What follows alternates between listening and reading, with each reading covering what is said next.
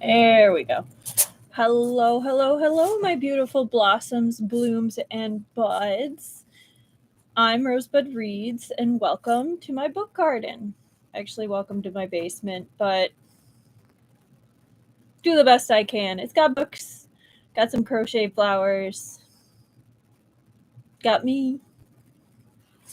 So yeah, welcome.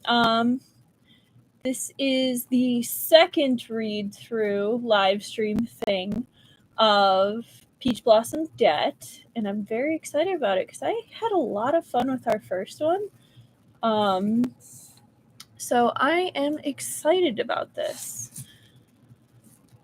I can see so many things reflected in my glasses. Let's see if I can reduce some of that. Oops, not that one. That would be the window. Oh, it's better, I guess. Anyway, I hope everyone is doing well today. Oh, I was just saying I'm really liking the book so far. It's pretty funny. Especially Song Yao Yuanju. He's pretty funny. I am enjoying his character. I have a feeling he's kind of going to be like, I could never fall in love. I'm here. I'm pretending to be a villain. It's going to be great. And I think Mu Ruoyan is going to catch on kind of that this guy is all bark, no bite in regards to like his torture, his romance aspect, and I'm actually not sure who's going to catch feelings where. In regards, I'm kind of hoping for like a plot twist with who's the other romantic lead. Logistics. I do not own Peach Blossom Debt. I am not the author. I'm not the publisher. I do not get anything from this. The only thing I own is the physical copy in front of me and my time. And sometimes not even that. So, this is a very chill live stream, as you could tell. We will be talking to the chat. We'll be talking to the book. It'll be just fun back and forth. And I am really glad I'm liking it too, and that you popped in to say hi. You doing okay, Chi Chi Kiki?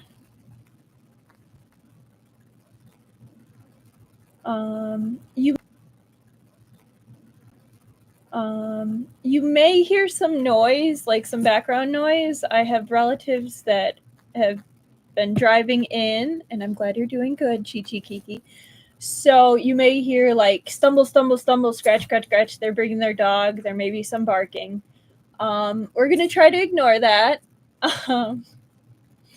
But yeah, so last time, Song Yao Yuanju, or like Lisa Ming, as we know him, like as he's acting right now,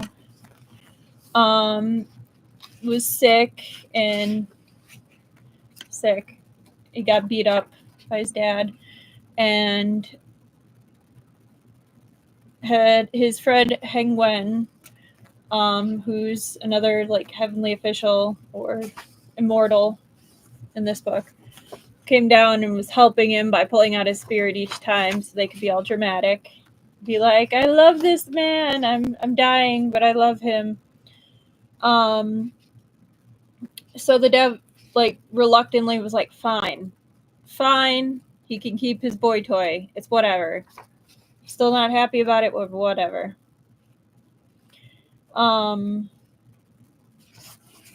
So they're just going forth with that. And then Old Man Mingge, who kind of is the one who started this by being a snitch on the two other gods, basically, I'll leave you to your reading. Bye! I maybe you've already gone, but bye. So yeah, so he's kind of been the one that's been poking, bringing back the assignments. I think he is the one that's like in charge of like Strings of Fate or the Book of Fate. And so the line before we start our new chapter is an incoming old man Mingge, whom I have not seen for several days, was here. And in coming here, he must have new abhorrent jobs for me to undertake. So on that note, here we go with chapter 6. Sure enough, the first thing Mingge Xingjun, when I reached the roof, was to hypocritically ask after this immortal lord's injuries. I think they missed a word there, because that didn't really make sense. I answered with a smile. Xingjun, you are the one who arranged for me to receive the beating. Whether or not my injuries healed is in your hands, so why ask such an unnecessary question? Mingge Xingjun responded with a dry laugh. Then he cut to the chase.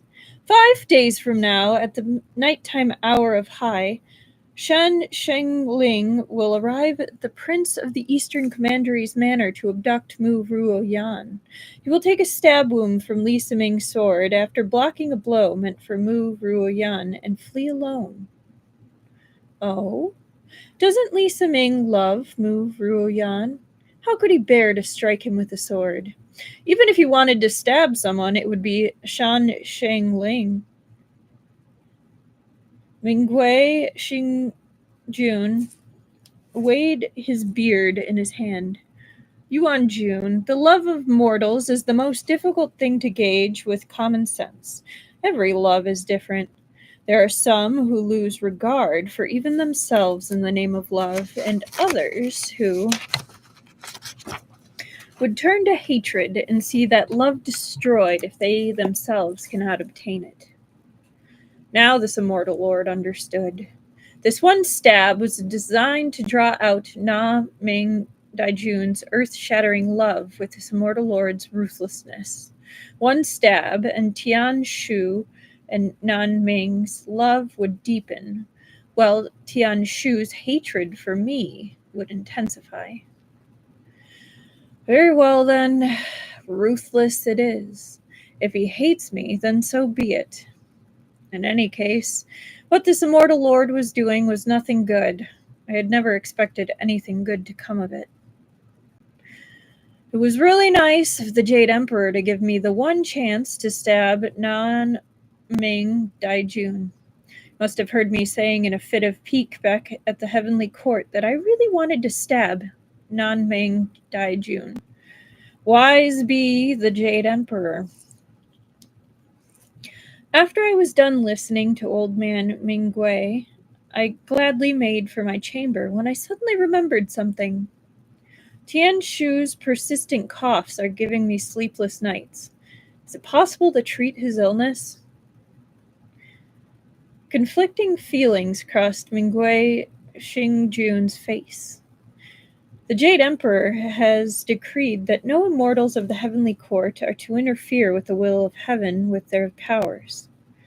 If there is a way in the mortal world to cure him, can I do him a favor and treat him? I asked. I get a headache every time I hear that sound. Mingge stroked his beard and considered it for a moment. This immortal lord added, the Jade Emperor said before that Tianshu and Nan Ming are punished this lifetime to suffer all sorts of love trials. His tuberculosis does not count as a love tribulation, so there's no harm in treating it. Mingge finally relented. Then so be it. But you mustn't use your powers. Struck rather speechless, I managed to say. In my current situation, it would not be convenient for me to use my powers regardless. Mingge chuckled. I admit, these past few days have been hard on you. The old man did this immortal lord a favor and acquiesced on this matter, then asked me to send his regards on to Hengwen Qingjun. Only then did he ride away on the wind, but he had just begun his ascent when he came back down again.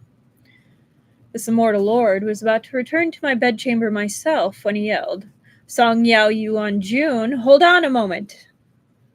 Panting hard, he fished out a bronze 8 trigrams tally that he handed to this immortal lord. This object is called the Spirit Detachment Tally. It is a treasure from Tai Shang Lao Jun, specifically prepared for you. You and Tianshu's reincarnation are both in the Prince of Eastern Commandery's manor, and now Hengwen Qingjun lives here too. I fear mountain spirits and wild monsters will sniff you out looking for trouble. With this item, you can manifest your true form in an emergency. However, it can only be used 3 times a month. Yuanjun, use it wisely.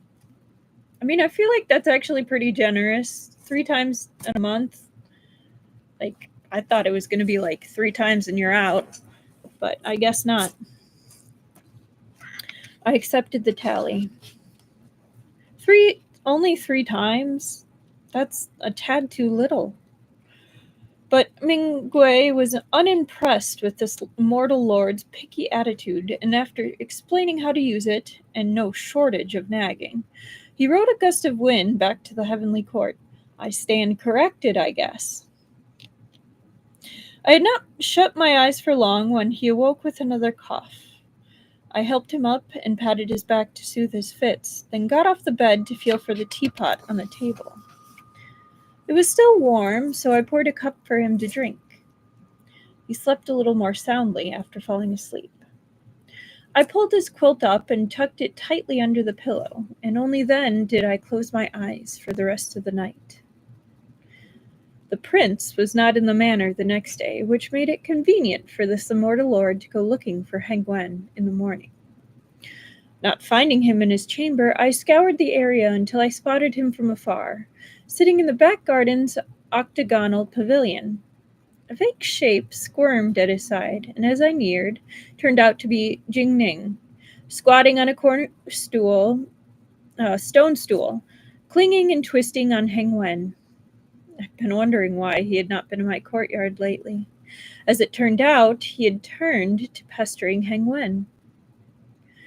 Jing Shu, who was sitting all well-behaved on the other side, boldly tugged on Hengwen's sleeve with his hand. This immortal lord approached the pavilion, only to hear Jin Ning asking Hengwen, "Master Zhao, if there's any part I don't know when reciting articles from memory in the future, can I ask you?" Hengwen was still holding a book in his hand. Apparently, he had been reading when the little brats came to pester him. He took 2 more steps forward. Hengwen had yet to answer when Jingning continued with a grin. "Mister, I learned a martial arts skill. Do you want to try it out?" "You even know martial arts?" Hengwen laughed. "That's very impressive. How about showing me a move?" Jin Shu looked anxious as he tugged at Hengwen's sleeve, while Jin Ning's little paws felt their way to Hengwen's shoulders. "Mister, I learned this move from little uncle. It's called air channeling. Just as he moved his face forward, this immortal lord took a sudden stride forward and pulled the little scourge, this close to touching the tip of Hengwen's nose, away and set him on the ground. I growled. "Little uncle has some business to attend to with Mr. Zhao. Go play elsewhere." Not once in thousands of years had this immortal lord ever taken any liberties with Hengwen Qingjun, and this little brat nearly got his way. Is he jealous? Jin Ning ran off wailing, while Jin Shu reluctantly released his grip on Hengwen's sleeve and followed, his head lowered. I heaved a long sigh of relief. Thank goodness they're gone.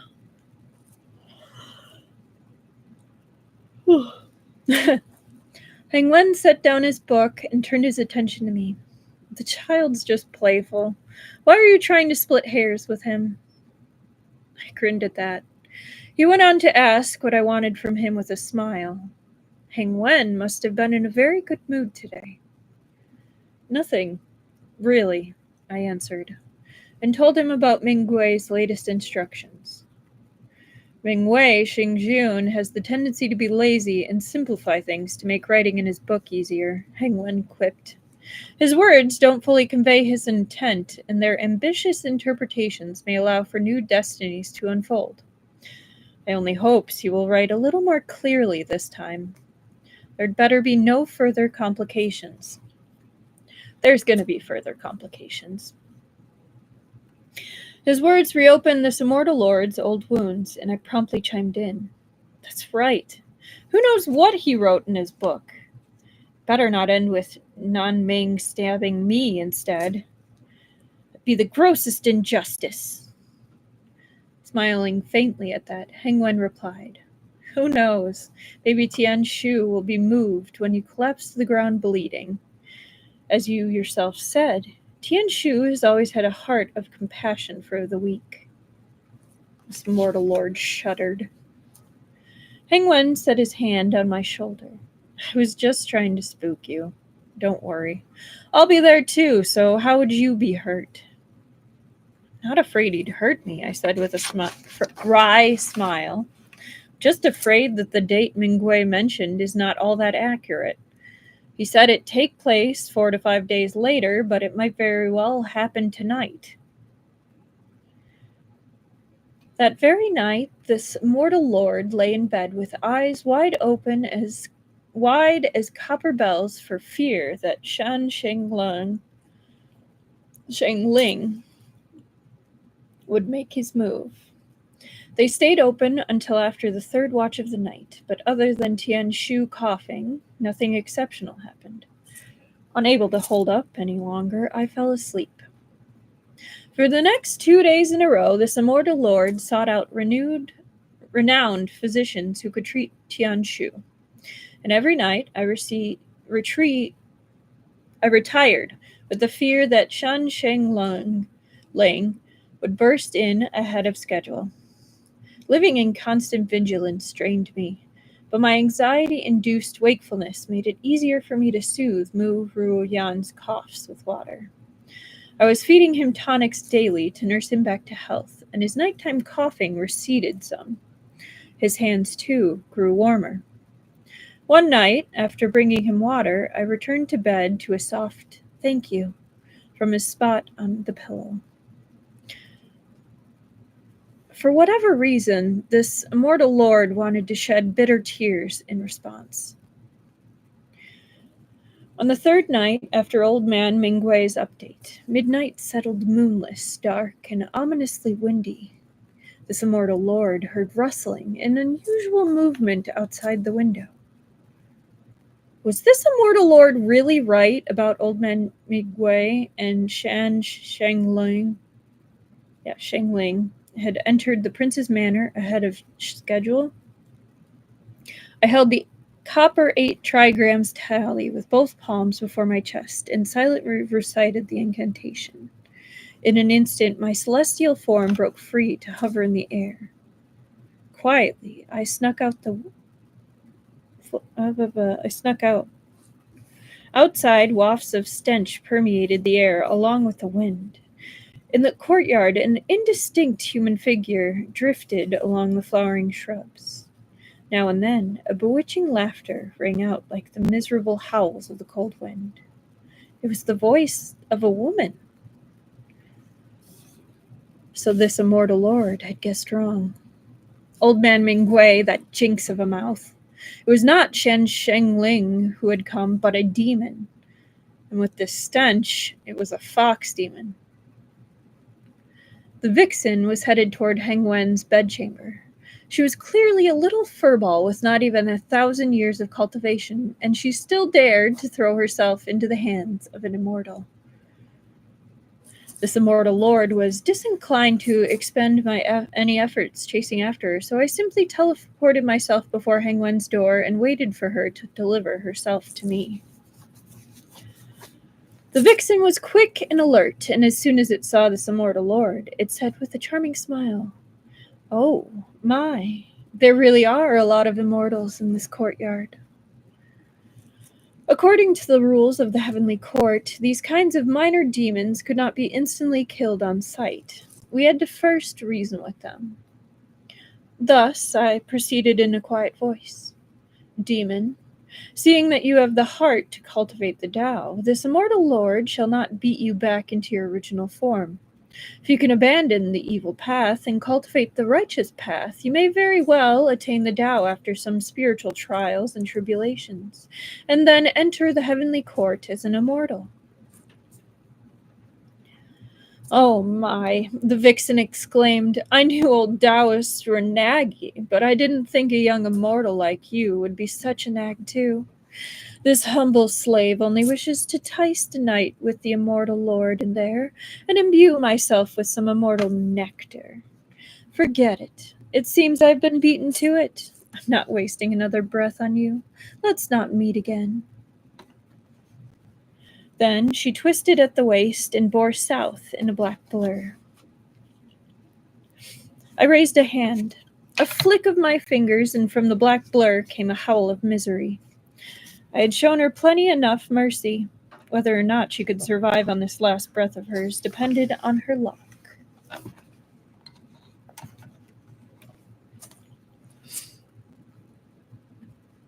Hengwen's bedchamber was heavy with demonic energy. I was just about to break down the door when I suddenly remembered. I had left Tianshu alone in our bedchamber. As the reincarnation of a Star Lord, there was no doubt he would attract unwanted attention from evil beings. Hengwen's divine power far surpassed mine. There was no commotion in his chamber, so he must have been fine. I said through the seam of the door, "Hengwen, handle it yourself for the time being. I'll come back to help you after I've checked on Tianshu." I zapped right back to my bedchamber in Han Court. Ruoyan was sound asleep on the bed, and fortunately, nothing was amiss. I drew up a divine barrier to secure him further, and only then did I return to Hengwen's bedchamber. Ooh, scandalous.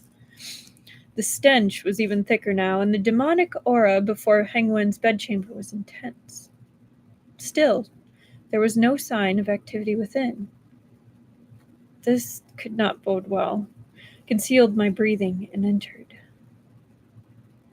Amidst the glowing red light that bathed me, there stood a figure with Hengwen in his arms. The figure breathed. "Ever since I've been pining for you day and night, unable to help myself. I know only death awaits a demon like me who encounters an immortal. In coming here, I've no expectation to come out of it alive. I only hope..." The tip of the tongue gently licked Hengwen's ear. "I only hope that you can allow me to spend one night. Do you know exactly the most delightful deed in this world tastes like?"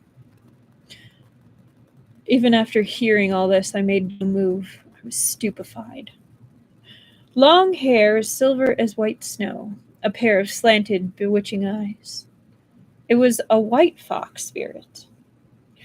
The white robe the fox wore was wide open at the chest, exposing perfectly sculpted pectoral muscles. Devastating. Even more devastating, this was a male fox. Get it? Despite my stupefaction, I revealed myself. "Furball, what are you doing?" This fox was a real romantic, treating this immortal lord as invisible as air as he held Hengwen in his arms. He stroked Hengwen with his paws in a display meant for this immortal lord. Hengwen, on the other hand, looked clear-minded and invigorated. He had not been restrained. I should have known from the instant I entered that his eyes were fixed on the fox and the fox alone. Until I had shown myself, he had looked nowhere else and let him do as he pleased with his paws and mouth. Could Hengwen have taken a fancy to Furball? I love that he's still calling him Furball. Was all that worth it? The fox spirit didn't look half bad, but how could it compare to this immortal lord's elegance? Oh my god, he's getting jealous again. Fox demons had red phoenix eyes that bewitched whether they were male or female, but there was still differences. On a woman's face, they were the beautiful, bewitching eyes of a red phoenix, ravishing and captivating, the stuff of poems and paintings. On a man's face, they were gallant and glaring, red like the jujube complexion of the second master, Guan Yu. I admired the fox's guts. I did not intend to strike him with such a heavy blow, but as I prepared to give this fox an inch, he took a mile. The more he touched, the closer he came to unmentionable spots. Without a second thought, I recited a lightning spell, and a flash of heavenly light struck at the crown of the fox's head.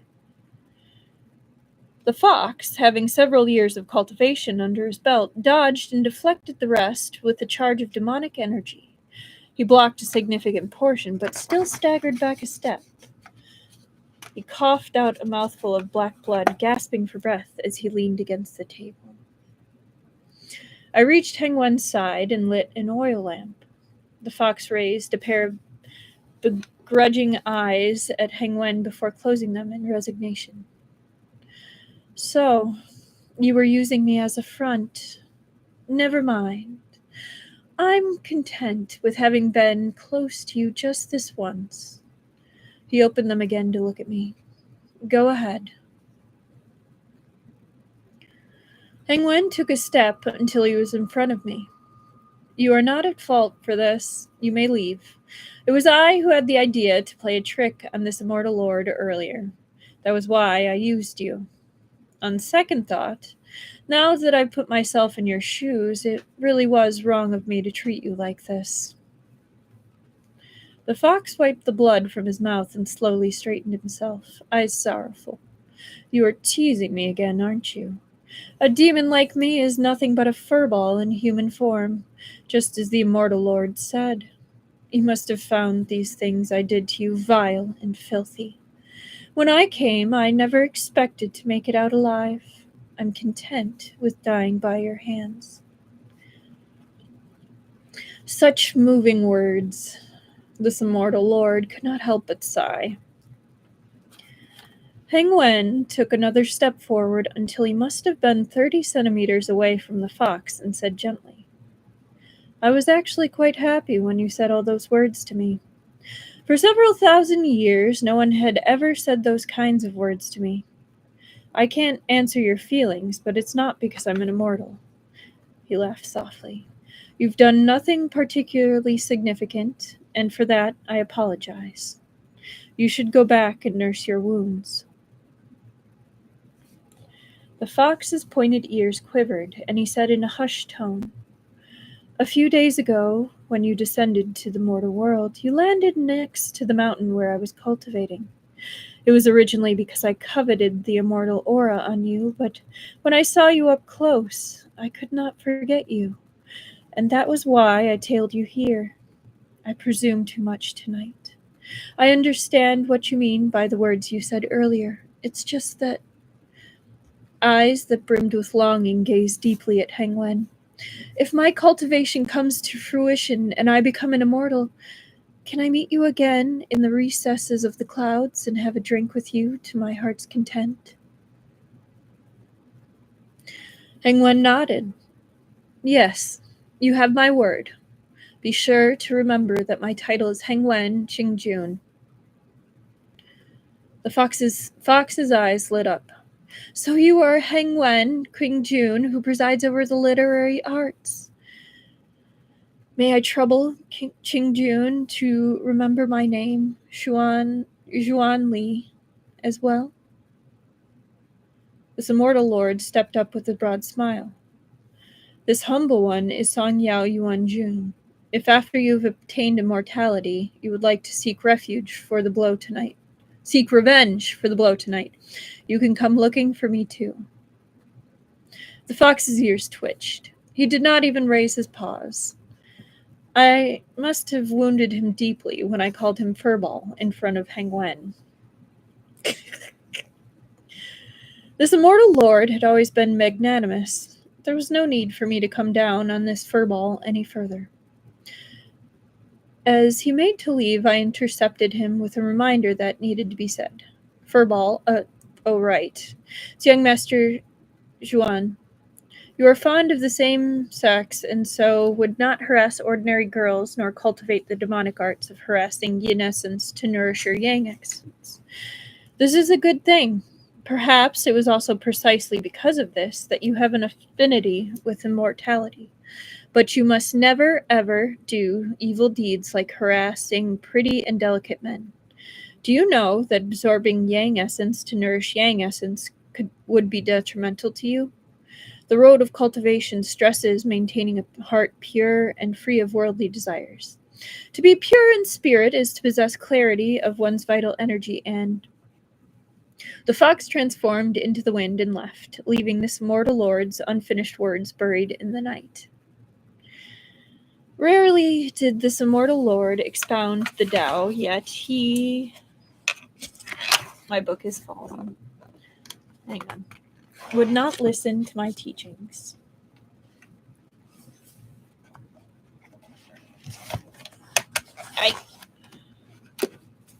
Okay, sorry. With a raise of his brows, Hengwen quipped, "You spend all day rambling about how you became an immortal by chance, yet it turns out you're quite persuasive when you talk about the art of cultivation." That's all I've been hearing for the several thousand years I've been in heaven, I refuted. Furball has taken enough advantage of you tonight. Add my teachings to it, and that is enough to build off of for the next 100 years or so. Waiting on Mu Ruoyan had become a habit, so seeing the front flaps of Hengwen's clothing still pried slightly apart, I could not help but reach out to close them. I've been by your side for several thousand years, and now even share your bed every night. Yet a furball beat me to all the acts I have yet to commit with you. That stings. Hengwen's smiling gaze bore into me. In that case, how about you and I do something that the fox did not get to do? Remaining by my side, his face slowly inched closer. Tender lips suddenly made contact with the mortal lord's skin, and I shuddered. Good grief, behave! The Jade Emperor and Mingge could very well be watching from heaven right now. But some things only allow you a fleeting moment of clarity. It was like being submerged in a lake, and it did not make sense for the clothes not to get wet. Hengwen was unfamiliar with this kind of endeavor, and he nibbled and licked as he pleased, looking increasingly alluring. I could not help but embrace him tightly and take the lead. Those soft lips were a deep pool of water that I would willingly drown in. When we parted, Hengwen slightly opened his eyes, misty under the light. Those moist red lips drew into a smile. All of a sudden, he moved in close to my ear and breathed. So that's how it tastes like. These words really would be the death of me. I was about to get as restless as that fox and touch my tongue to his ear. The body in my arm shifted slightly. Fortunately, this immortal lord's years of cultivation won over. My mind cleared just in time. Grasping Hengwen by the shoulders, I pushed him a short distance away. Hengwen furrowed his brows. What's wrong? With a bitter smile, I said, carry on, and we'd be sent up to the immortal execution terrace. Hengwen backed off a little. If that was the case, he argued, you'd have long been taken back to the immortal execution terrace and hacked into 8 pieces, considering all those breaths of life you've channeled to Tianshu. Oh, he is jealous. I kind of wonder if Hengwen is the main couple. Because, like, these other guys are in love with each other, even though they're supposed to be, like, starcrossed. And Hengwen came down to help out our guy. Maybe it was because he was jealous. I don't know. I really don't know. This is my first time reading this too. All right. This immortal lord silently poured a cup of cool tea and downed it. Hengwen sat on the edge of the bed and retrieved his worn, fading fan. It's just a moment of fun. It's not like it's for real. Even if we really did do something. Meli Ajikal, I hope I'm saying that right. I think that might be the case. Hangman as the main lead. I can't wait to find out. Me too. I really like his character. He's kind of mischievous. Really likes the kids. Just kind of messes around. Okay. Even if we really did do something, couldn't we say we were performing the art of dual cultivation? Silently still, I set down the teacup, and Hengwen continued. No wonder you always look so dejected whenever you mention your fate of eternal solitude. Turns out that there is no shortage of marvels when it comes to love in the mortal world. He appeared to be fascinated, and this mortal lord was racked with terror. Qingjun, I said, you and I are descended to the mortal world to set up love trials for others. On no account must you allow complications to arise, much less end up paying the price for it. If you get involved in such a thing, know that it costs is far more excruciating than suffering from any other brutal torture in the world. Hengwen's clear eyes were fixed on me. Don't worry. I was just a little curious and wanted to get a feel for this business. You, on the other hand, talk about it like you are being tormented. It couldn't be that, while the heavenly court's back was turned, you yourself have been moved by mortal love. How could that be?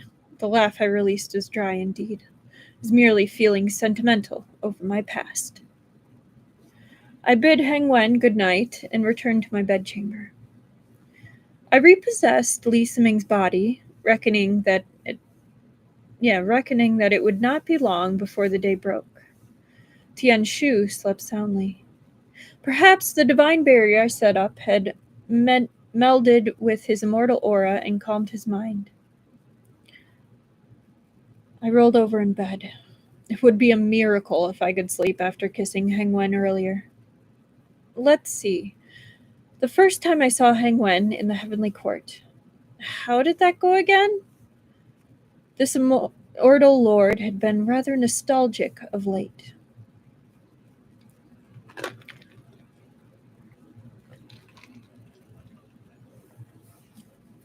When I thought back to the first time I met Hengwen, I recalled having had the feeling that this Xingjun was even more ostentatious than Tianshu Xingjun. Indeed, Hengwen Qingjun's standing was even higher than Tianshu Xingjun's to begin with.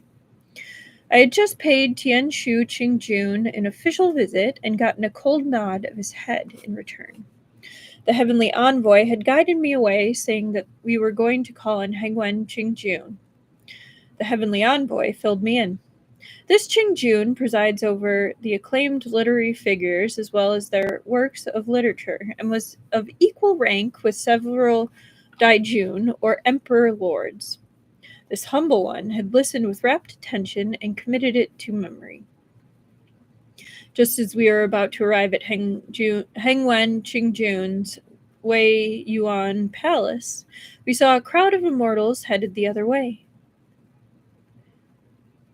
The heavenly Wei Yuan Palace, we saw a crowd of immortals headed the other way.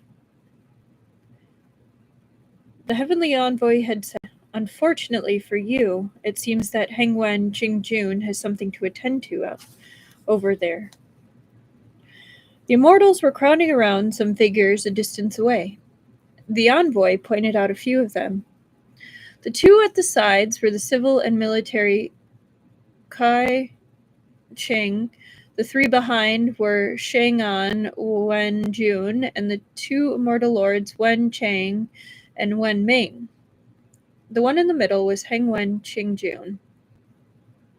I looked ahead and only saw a figure in light purple gradually receding into the distance. Graceful and elegant, the length of his back bore some resemblance to Tianshu Xingjun, except that I had met Tianshu Xingjun face to face, but had not even caught a glimpse of this Hengwen Qingjun. All I could do was hand my visiting card to an attendant boy outside Wei Yuan Palace and continue to call on the other fellow immortals. Several days later, I was just about done calling on the myriad of lists of immortals in the heavenly court. I ventured out every day to roam and familiarize myself with the paths, and that one particular day I went to a lotus pond not far from the Peach of Immortality garden. The lotuses of the heavenly court bloomed all season, each standing gracefully erect on the water's surface. Clouds drifted by the pond, and the fragrance of lotuses wafted over in waves, drawing one to take one step at a time along the edge of the pond and revel in the sight. When I reached the inner reaches of the clouds, I saw a piece of paper spread out on a large rock. Someone who was partially crouching was wielding his brush, presumably to paint this pond of lotuses. I moved in closer with an "Excuse me." The man turned his head aside, the brush whipping around in his hand.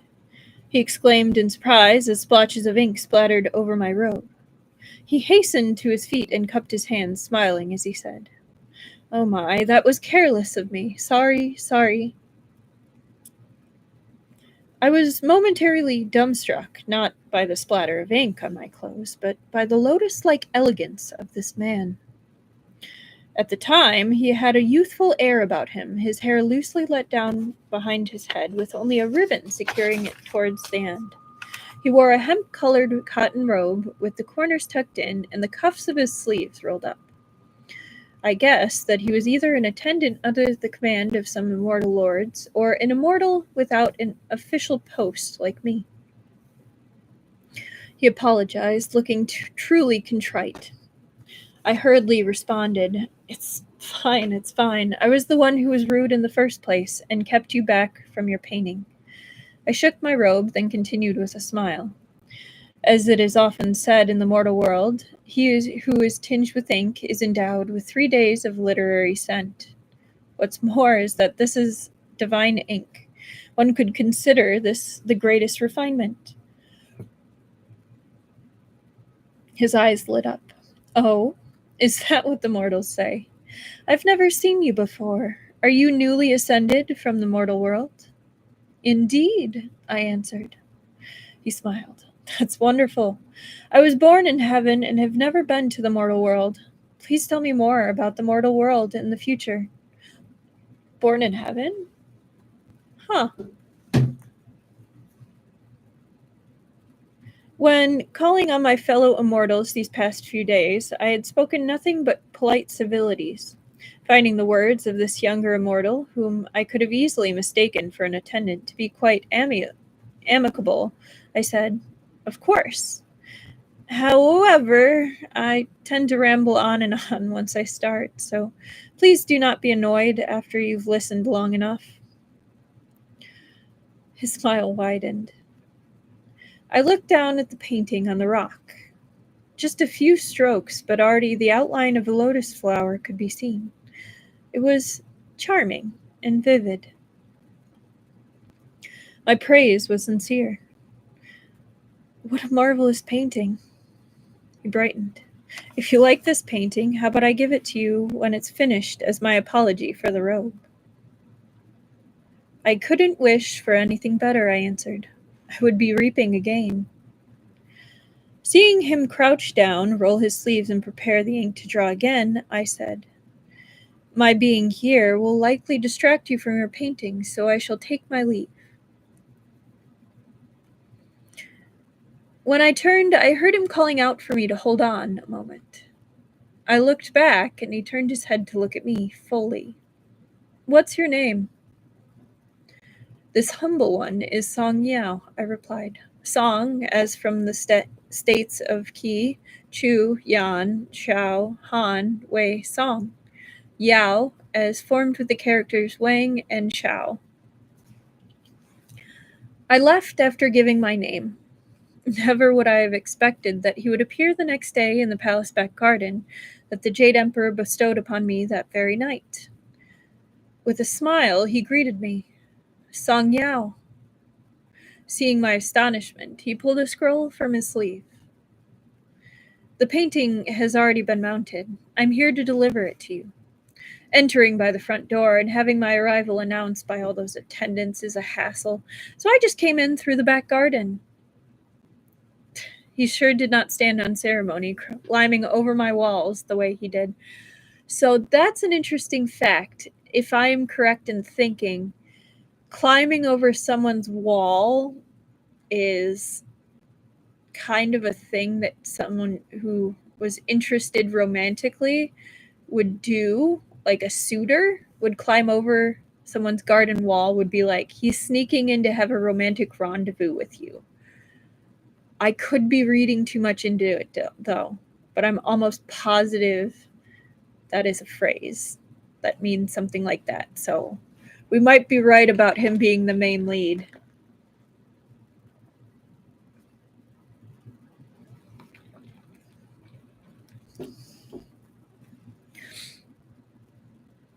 I took the scroll. I had just been lamenting over my latest gift, 2 bottles of exquisite wine from the Jade Emperor, and no one to share them with.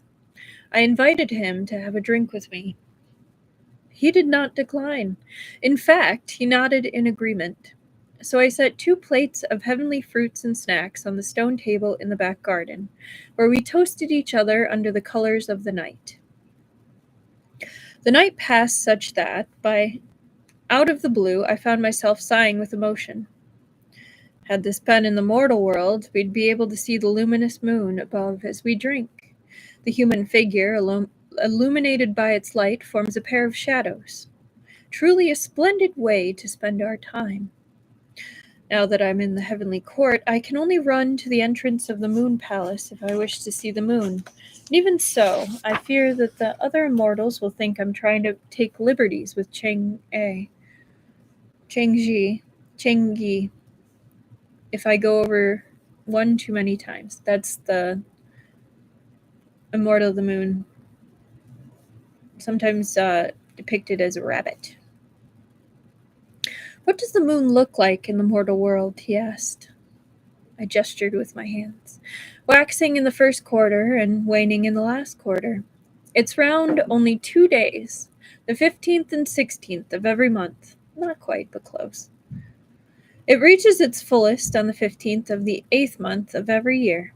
That's why those in the mortal world call that day the Mid-Autumn Festival, or Mid-Autumn.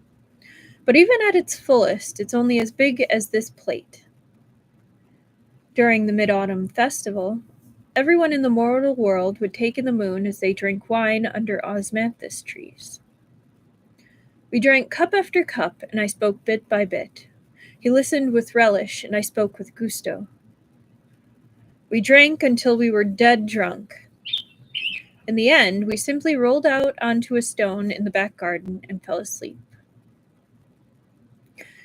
When the sky was bright in the second day, so bright I reckoned Mingge Xingjun had already been on duty at the eastern heavenly gate for 2 hours, I woke up, eyes still bleary with sleep. He smiled at me with disheveled clothes and hair. I had a great time, drinking to my heart's content last night. Still unfamiliar with the comely sight of him, I took a moment to respond. Indeed, I smiled. It has been the first time I had such a wonderful time drinking since I set foot in the heavenly court. He straightened his clothes. Unfortunately, I have to take my leave now. I didn't return to the residence last night, and they might be looking all over for me. It was then that I remembered. Oh, right. I can't believe I forgot to ask your name. Since he mentioned returning to the residence, might he really be the junior to some exalted immortal?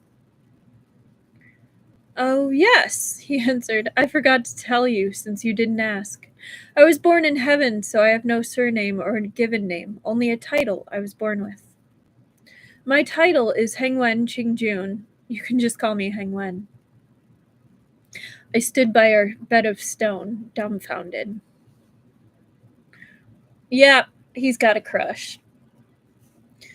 The sky had tentatively brightened. Once more, I rolled over in bed so that I was lying on my back. Back in those days, Hengwen Qingjun's divine powers were still rather raw at the edge. So his stature was still a little lower than this immortal lord's, and he still had with him the pure and naive air of a youth. Several thousand years had passed since then. Compared to yesteryear, the Hengwen Qingjun now lying in the side chamber was the passage of time, the passage of time. This immortal lord turned to the side and scrutinized the soundly sleeping face on the pillow. For several thousands of years, Tianshu Xingjun had hardly changed a bit. Even if he had now reincarnated into this illness-wrecked Ruoyan, those calmly shut eyes on that delicate face still belonged to the Tianshu of the past. As I stared and stared, a headache began to creep up on me. Nanming Daijun should be here either tomorrow or the day after. Oh, Tianshu, your lover is coming. I never once got an inkling of their illicit affair in the heavenly court. When those exalted lords met in the palace hall, one of them would always be pulling an awe-inspiring expression, while the other would be putting on a frosty expression. In truth, however, a tempest had been raging deep in the recesses of both their hearts. How hard was it for them? How terrible they must have felt. Gazing at Tianshu's sleeping face, I smiled pleasantly and tucked him in again. How would it all play out when Tianshu and Nanming met in the manor garden, right under this immortal lord's nose? Not mouth. What am I saying? Okay.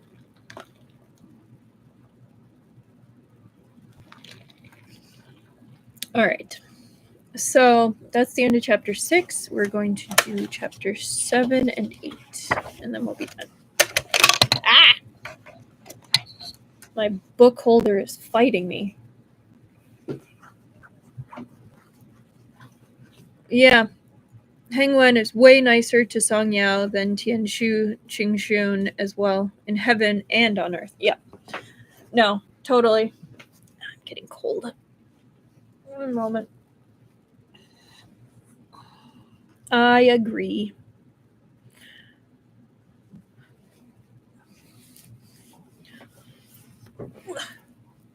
Much better. All right. Chapter 7. It was overcast the next day, and the soft, gentle breeze carried a faint chill. I feared staying in the chamber all day long would be stifling for Tianshu, regressing his illness, so I accompanied him for a breath of air in the garden. The few maidservants that were with us were quick-witted. Luo Yue presented us with a chess set, and so this immortal lord had a match with Mu Ruoyan on the stone table. 2 games, 3 games. How dull. The so-called fun in playing chess was to vie with the other player for the win or loss of 2 chess pieces and the gain of an edge or 2 in the game. You rejoice, I fume. You smirk complacently, I sneer glumly. You play, at times scratching cheeks, at other times breaking out in cold sweat, hard pressed to make a move. This was the fun we as players sought. But when Mu Ruoyan played chess, he was completely expressionless. He was unflappable when I conquered one of his chess pieces, and he was still as impassive when he conquered one of mine. Win or lose, his expression was the same. This immortal lord felt extremely vexed. Oh my goodness, it's fighting me. This immortal lord had played a few games with Tianshu Xingjun back in the heavenly court, but he was not like this at all. When I pushed him into a corner, his brows would furrow slightly while he mulled it over. When I fell into his trap, the corners of his eyes would betray a hint of a smile, even if he did not reveal his delight openly. There might not have been much, but there were some emotions. Now that I compared them like this, the wooden sculpture of Mu Ruoyan was slightly different from the Tianshu of yesteryear. I still remember the time we had met by chance at the old man of the South Pole's place. This immortal lord had just played a match with Tianshu, and that game was extremely unfavorable for me. I was held in check everywhere, and even when I did all I could not turn the tide in my favor. So it was with sorrow that I had thrown down my chess piece and conceded defeat with a sigh. Tianshu, who had been tapping against the chessboard with a white piece he was holding between his fingers, smiled upon my surrender. His long, slender fingers retrieved the chess pieces on the board and put them back into their respective baskets. Tianshu Xingjun usually was a frosty one, but with that one smile, he had no longer looked as cold. I looked at this Mu Ruoyan before me. With this one reincarnation, he had become completely devoid of whatever bit of warmth that had remained in him. Mu Ruoyan was just like the breeze today, mild and gentle, but cool through and through. Mu Ruoyan raised his clear eyes to look at me, a gaze that spooked me. Been so absorbed in my thoughts that it took a moment to register what had happened. Hastily, I said through an embarrassed smile, I was lost in my thoughts and forgot all about making my move. And without thinking, I set down the piece in my hand.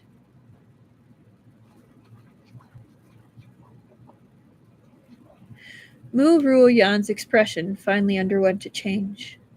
Young Master Li is playing the white pieces. Why did you put down a black piece? My face burned slightly. I had won a number of Mu Ruoyan's pieces earlier and been collecting them when I'd unwittingly been distracted by a stolen glance at his expression. In my confused state, I had put down the one in my hand, a black piece. My embarrassment only mounted. I picked the piece back up. I was befuddled. An unhurried voice spoke from afar. Not befuddled, but intoxicated as the wind as I view the flowers. This immortal lord let out a cough and watched as the figure in azure walked in. Young master, a maidservant announced. Mr. Zhao is here. Rubbish, I thought. Mr. Zhao is standing right in front of your young master. How would this young master not know he's here? Mr. Zhao cupped his hands in greeting. I took the liberty of coming to pay a visit and entered your courtyard directly. Third young master, please do not hold it against me. I followed suit and returned his greeting, cupping my hands back. Mr. Zhao, please don't stand on ceremony. I'm only too glad to have you here today.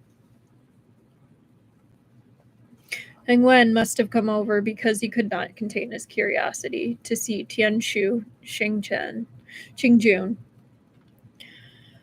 I waved a hand to dismiss those waiting in attendance. Sure enough, Hengwen feigned an uncertain look and looked at Mu Ruoyan. Mu Ruoyan rose to his feet. I coughed again.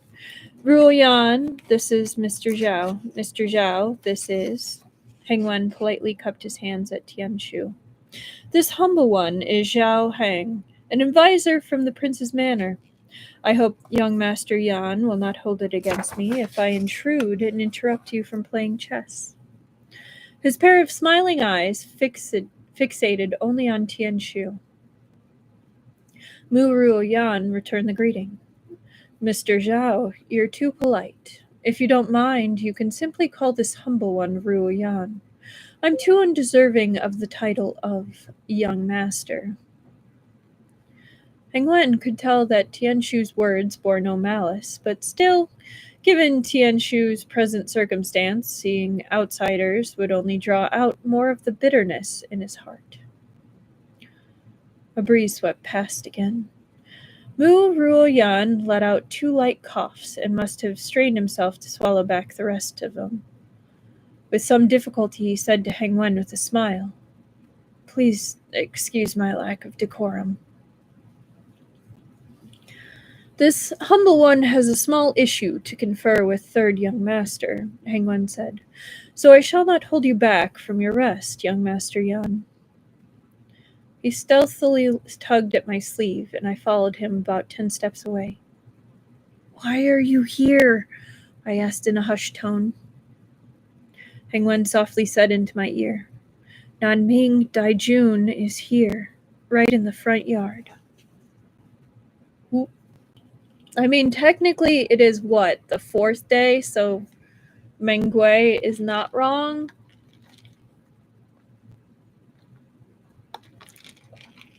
Technically. This immortal lord was astonished. "Huh?" "Shh," Hengwen hushed me. "You have to pretend to know nothing of it and go over to the front yard. Tianshu doesn't look good. You should first go get him to take a rest in the bedchamber." I immediately turned back. At the stone table, Ruoyan was sweeping up the chess pieces. "You should head back in and rest. Read a book. Let the servants tidy up." Ruoyan ignored me, so I could only leave him in the courtyard and hasten to the front yard with Hengwen. On the way there, I asked Hengwen, "I can't believe Nanming Daijun is this bold, brazenly coming to the Prince of Eastern Commandery's manor under the name of the General of the Southern Commandery. General Shan may be a lovesick one, but he is astute," Hengwen answered with a smile. How could he commit such a folly? You will understand once you see him." The scene in the front yard gave this mortal lord a huge shock. 10 or so people dressed in short jackets were lined up on the open space. The chief steward of the inner courtyard paced to and fro before these people with one hand behind his back while the other twisted his goatee. These dozen or so people were the newly recruited servants of the manor, and one of them was a stalwart figure dressed in tattered clothes and straw shoes. Nanming Daijun, Shan Shengling. I had envisioned countless scenarios in which Shan Shengling would sneak into the manor.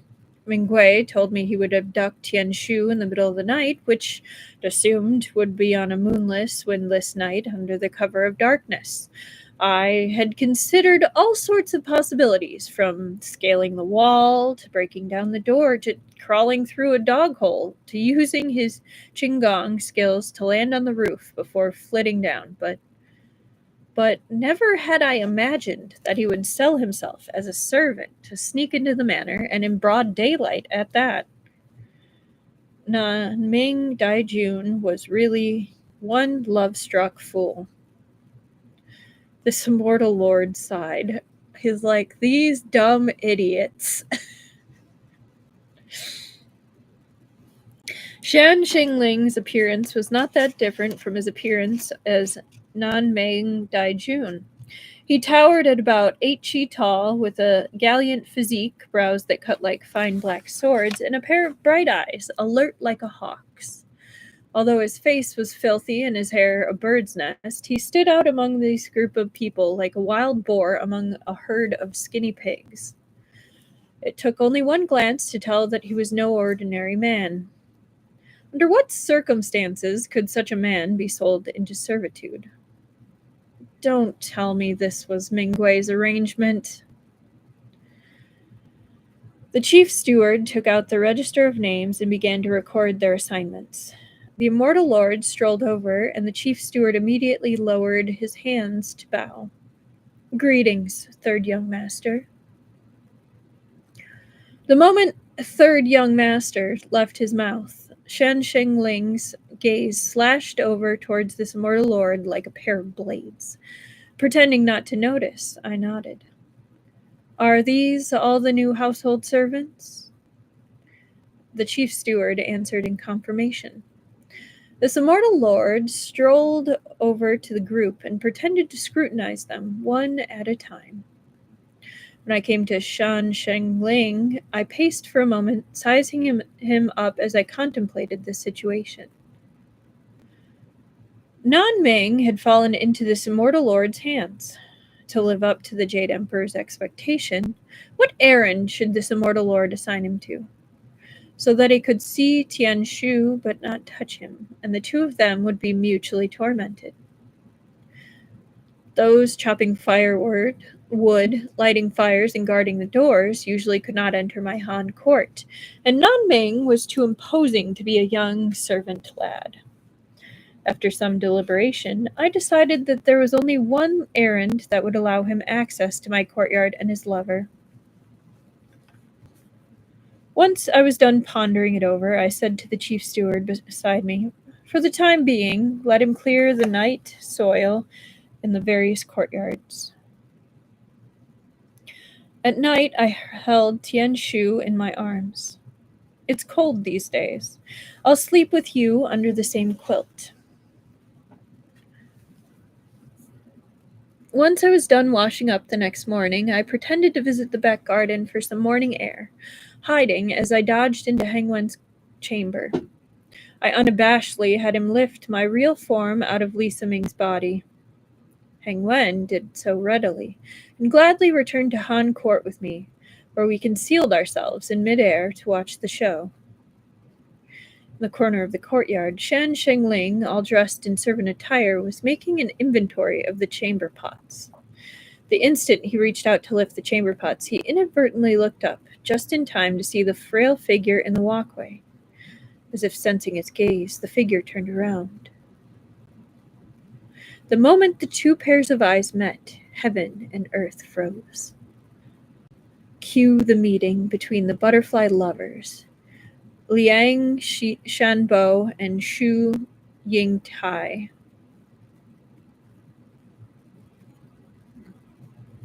That's not their names? Yeah, exactly, phone. What? Oy. When this immortal lord was still immortal, a poor scholar, who repeatedly failed the imperial examinations, had asked someone to deliver several heart-wrenching poems to me as a demonstration of his talents. I had yet to fall out of love then, and for a time amused myself reading those resentful poems and sorrowful verses. I remembered two lines in particular. They spoke of the eyes of a woman in her lady's chamber, a woman long parted from her husband. Like autumn waters up close and mountains afar, the crabapple blossom weeps in the dark of the night. Reading it shook me greatly. Eyes that looked like water when viewed up close and looked like mountains when viewed from afar. And when viewed in the middle of the night, they've resembled two crabapples, blossoms shedding tears of dew. Imagine just how terrifying it would be to see such a pair of eyes on a person's face. I had truthfully conveyed my thoughts. The person who delivered the poem left without saying a word and repeated them verbatim to the poet. Allegedly, the poor scholar spread the poem manuscript open and let loose 3 hysterical laughs, then coughed up a mouthful of fresh blood under the paper and left with a flick of his sleeves. And allegedly, again, he had gone into a remote forested mountain to cultivate the Tao or turn to Buddhism. He took it literally. Whoops. Thinking back on it now, I had indeed wronged him. Because of my ignorance and incompetence, I had forced such a great literary talent deep into the mountain forest. How insightful those 2 verses were. Just look at how fitting they were for the scene playing out now.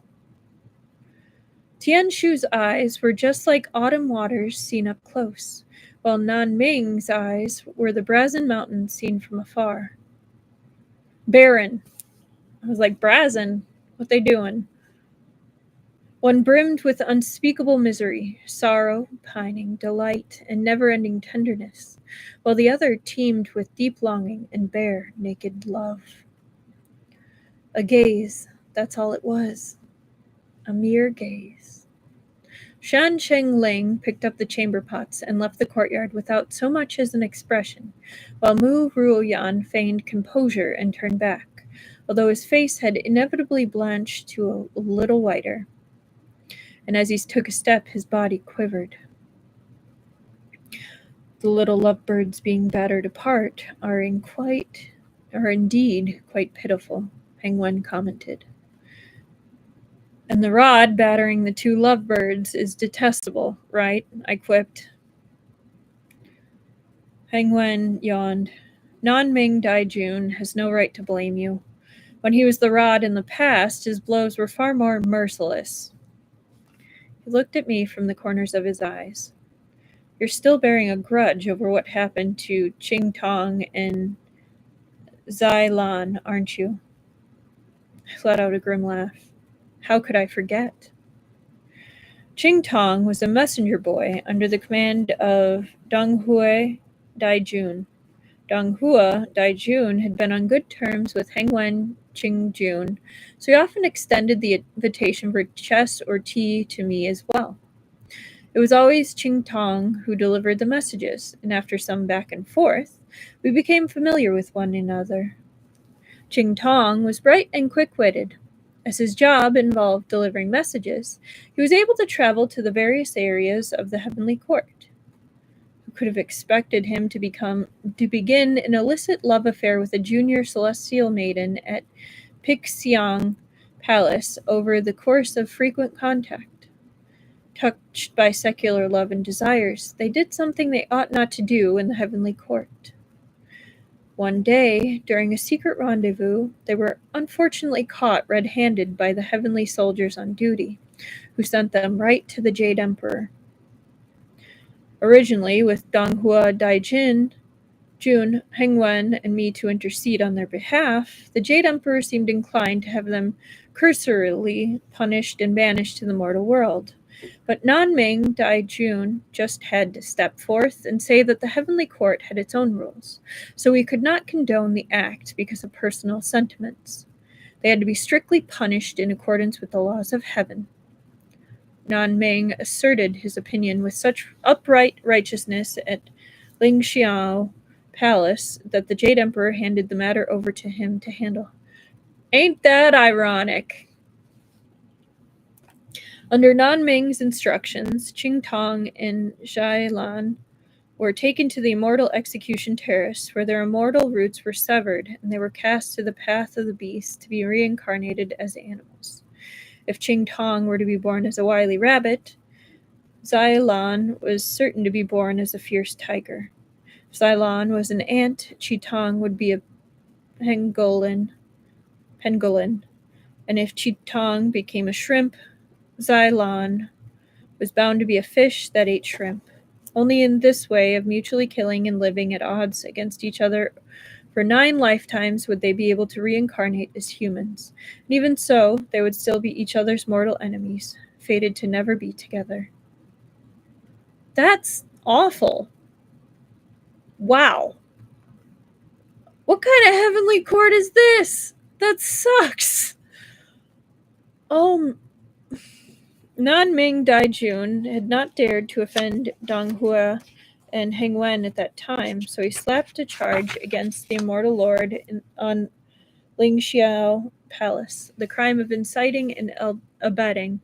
He said that I did not have any cultivation and my mortal root had yet to be severed, which implied to the Jade Emperor that it was this immortal lord who had instigated Qi Tong to flirt with Zai Lan.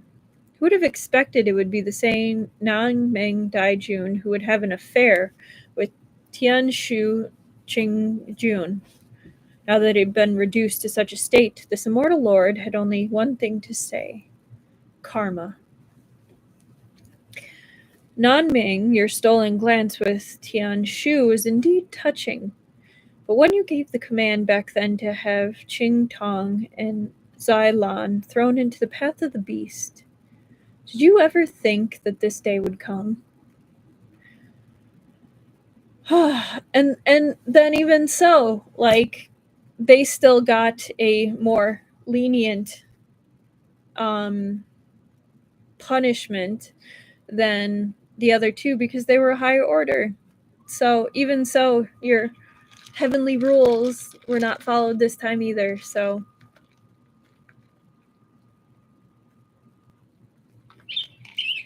there. Oh, my voice cracked. Whenever I think of Qing Tong in Zailan, I feel that the Jade Emperor has been pretty fair in punishing Nan-Ming Daijun the way he did, I said. But Tianshu had never done such a wicked thing before, yet he suffers so much more than Nan-Ming. That makes it unfair. You aren't afraid the Jade Emperor will hear you saying that, huh? Hengwen said. With one in front and one behind, we swung back to Hengwen's bedchamber, and this immortal lord became Li Siming again.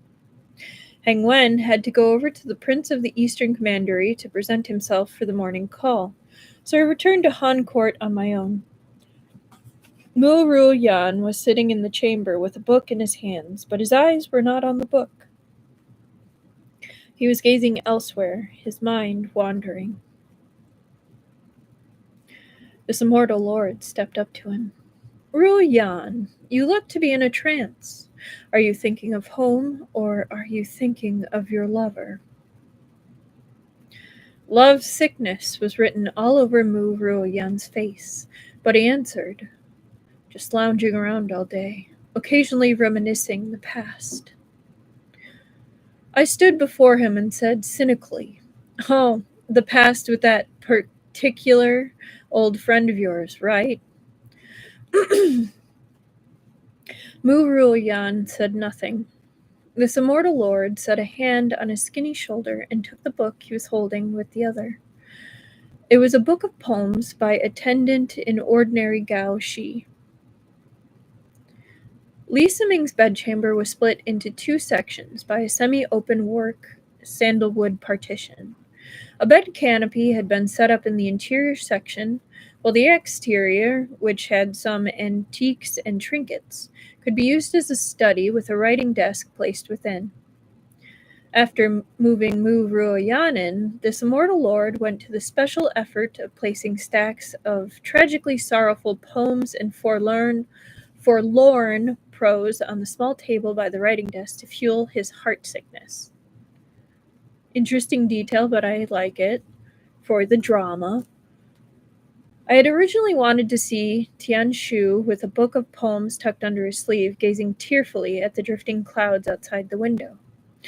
That would surely be a sight that would invoke feelings of pity in others, but he did not appreciate my good intentions. 2 days ago, he had somehow found a book of changes in some random corner and taking a wassail hairbrush to add annotations as he read. What was there to annotate? Which fortune-telling booth on the street did not have a copy displayed in their stalls? Just seeing the archaic small seal script on those pages hurt my teeth. Let him read, since he loves to read, this immortal lord thought. It was better than making a scene and hanging himself or jumping into the river. The night before last, it was only by the time I was sitting on the edge of the bed that he set down the book and came to sleep. He had finally swapped to a book of poems today. It just had to be by the poet Gao Shi. I looked at the cover. My brows creased into a frown. It then suddenly dawned on me. That's right. His lover, Shen Shangling, was a general now. That was why he was reading war poems from Gao Shi, taking in verses of beacon fires and blade glints, imagining the man amidst beacon flames and flashes of the blade. And having seen Nanming carrying chamber pots in the yard earlier, he had to read a few more verses to reacquaint himself with the real and valiant appearance of Shan Shangling. Some thoughts of yours I can discern with a glance. I laughed inwardly to myself and returned the book to Mu Ruoyan. You are already mine. Old flames, old times. Those are not things you could think about anymore. From today onward, you can only think of me and us. That's easier said than done, Tianshu said. What? Never had I imagined that he would refute me. Mu Ruoyan closed the book, raised his chin, and turned to face me with those cold but clear eyes. The heart acts in spite of it oneself, much less others. How could I simply stop thinking by just saying so? If I acquiesced, wouldn't that be a lie? Such cutting words, and to think it was Mu Ruoyan who had said it right to my face. Love was truly formidable. Now that his lover was here, even his person had changed. In a display of my magnanimity, I smiled without taking it to heart, dragged over a chair and took my seat before the table, then poured a cup of tea to drink. Mu Ruoyan looked at this immortal lord's left sleeve with a slightly doubtful expression. It was then that I remembered the solid object in my sleeve that was meant for Tianshu. I hurriedly fished it out and laid it erect on the table. A bamboo tube about 15 centimeters tall, verdant green on the outside, smoothly polished on the inside. Do you like it? I asked Mu Ruoyan with a smile. Mu Ruoyan examined it. His expression was reluctant as he answered. This brush holder is very simple and interesting. I pushed it in front of Mu Ruoyan. It's not a brush holder. Take a look closer. Mu Ruoyan looked even more reluctant as he examined it again and pondered it without saying a word. With a gentle smile, I said, I saw you reading the Book of Changes these last few days, so I got it for you. I fished some copper coins out of my sleeve and tossed them inside the bamboo tube before picking it up to shake it. From now on, if you get bored reading the Book of Changes, you can divine some fortunes. Do you like this divination tube?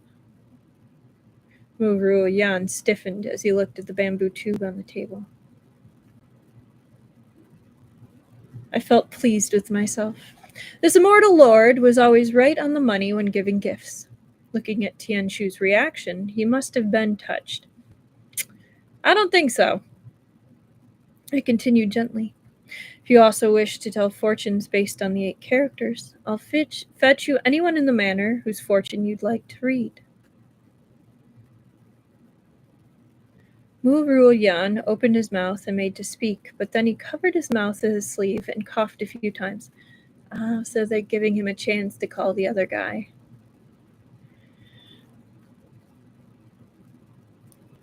He coughed a few times before he said haltingly, Thank you for going to the trouble.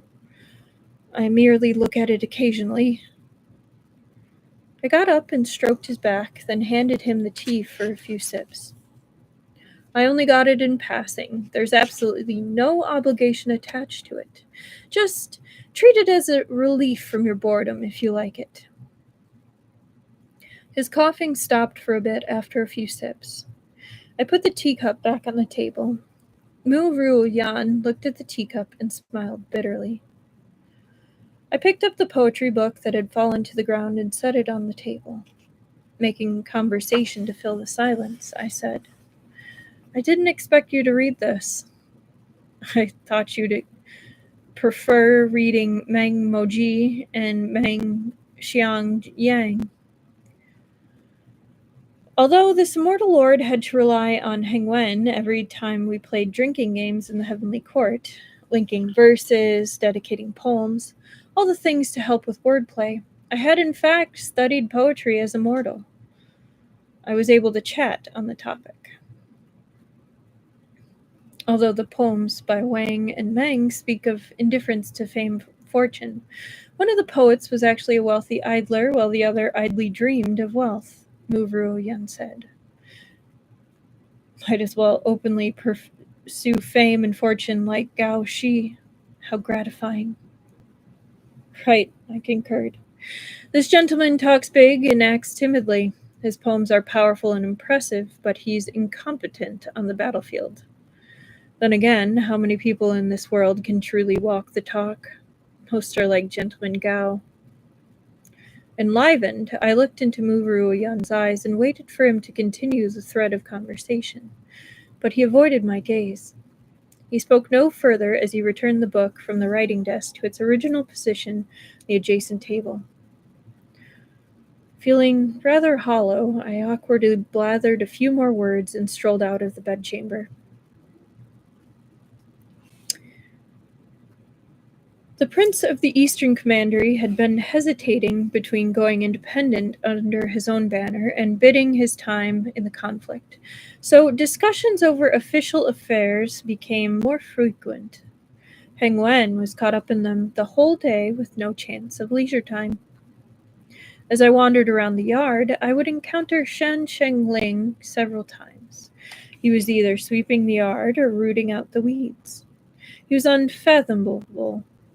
He would respectfully say his greetings when he saw this immortal lord, his eyes revealing nothing of his brilliance, which in turn made me spend the whole day deliberating over where I should stab him with my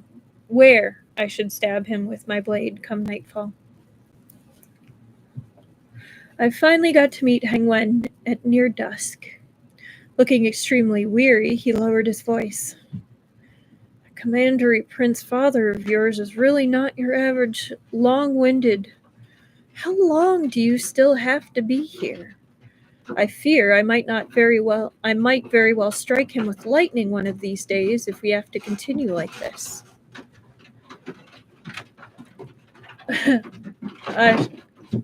I think my family just got here because I can hear scrabbling paws on the ceiling, so I apologize if you can too. I fear I might strike him with lightning one of these days if we have to continue like this, I said with an apologetic smile. Don't fret. I'll slowly return the favor I owe you once we return to the heavenly court. Tonight, I'll put on a show of stabbing Nanming to relieve you of your boredom. How's that? You must have been spending the whole day mulling over where to stab Nanming, right? Hengwen said, and moved in closer to my ear before continuing. Once night falls tonight, I'll head over to your bedchamber and wait. His words stirred up an inch. I whispered back. So, where should I stab Nanming? Wherever you please, I guess, Hengwen said. You can even stab him in the heart. In any case, he won't die. There's Mingge to see to that, and if that fails, there's still the Jade Emperor. You just need to deal the blow. Upon hearing those words, this immortal lord felt even more buoyant and practically flew back to my Han court.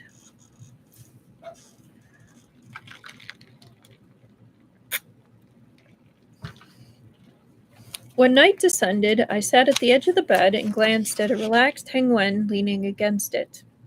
I gulped down a mouthful of saliva, then braced myself to say to the man, who was currently reading a book under the lamp, Ruoyan, it's late.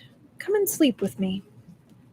Those were the words that old Meng had instructed me to say before going to bed each night.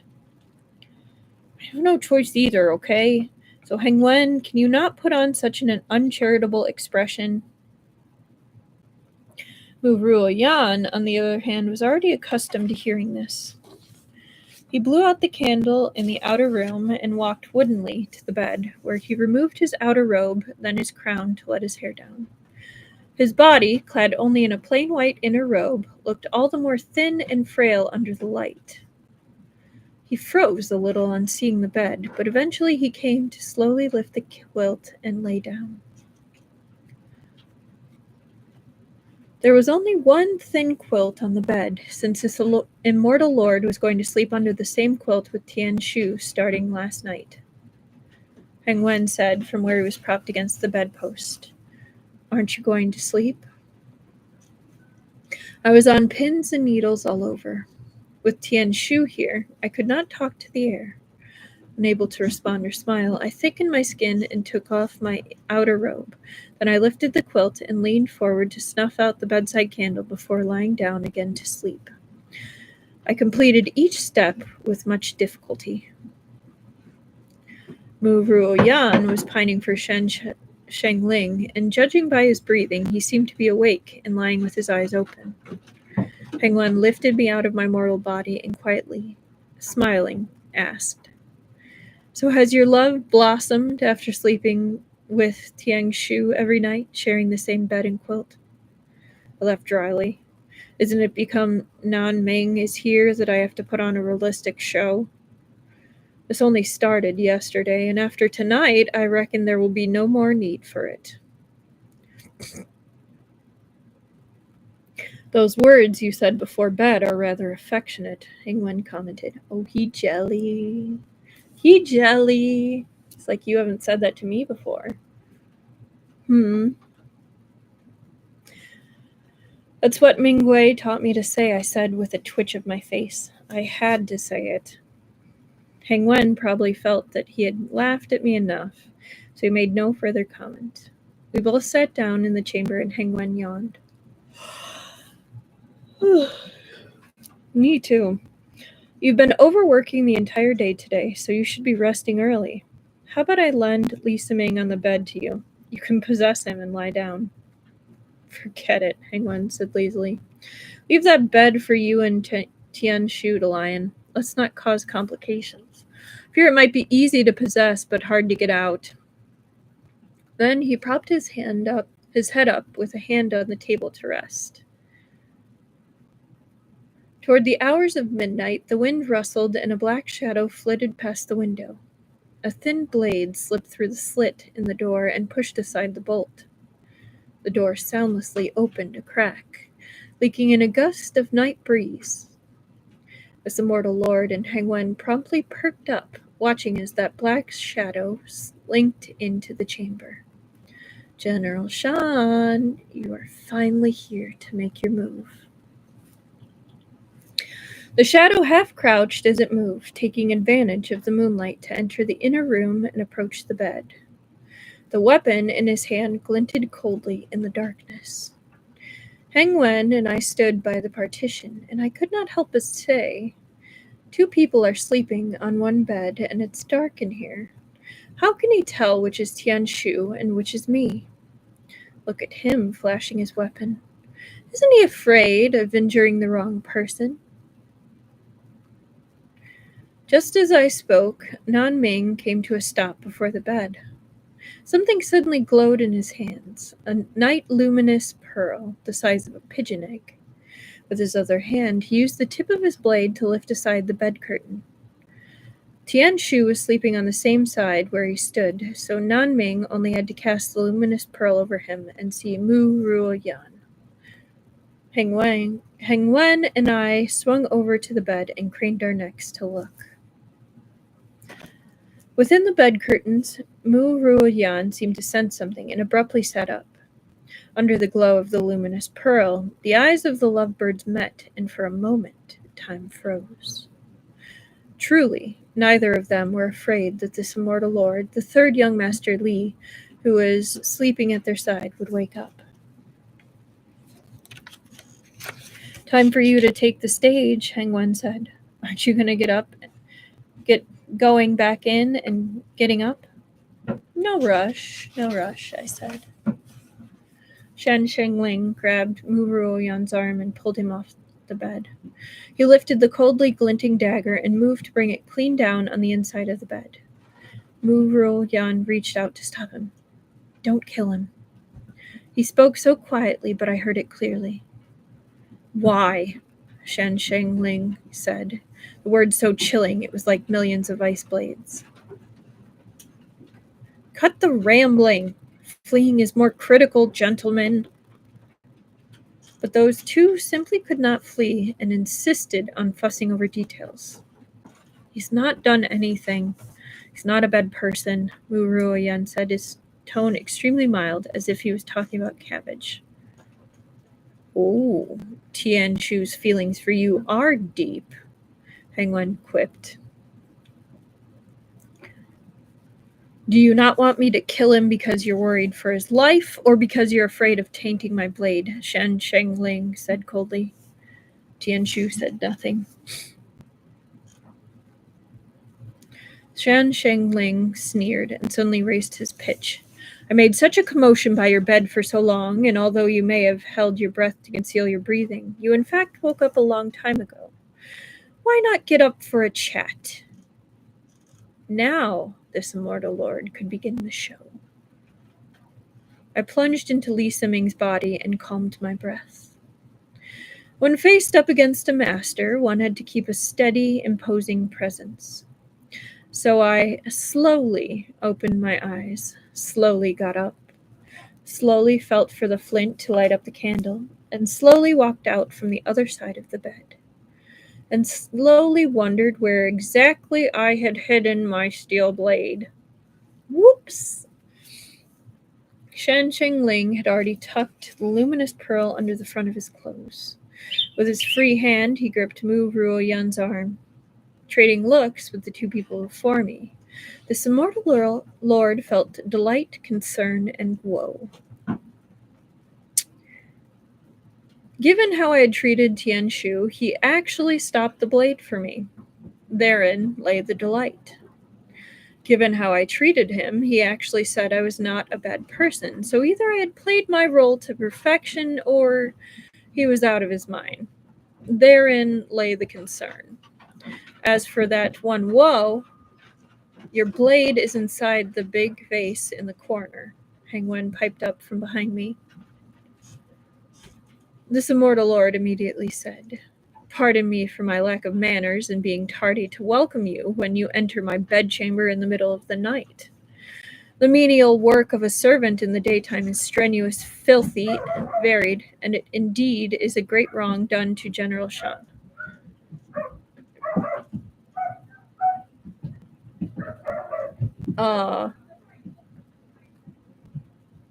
I might need to cut it at 8 because I don't think the dogs are getting along upstairs.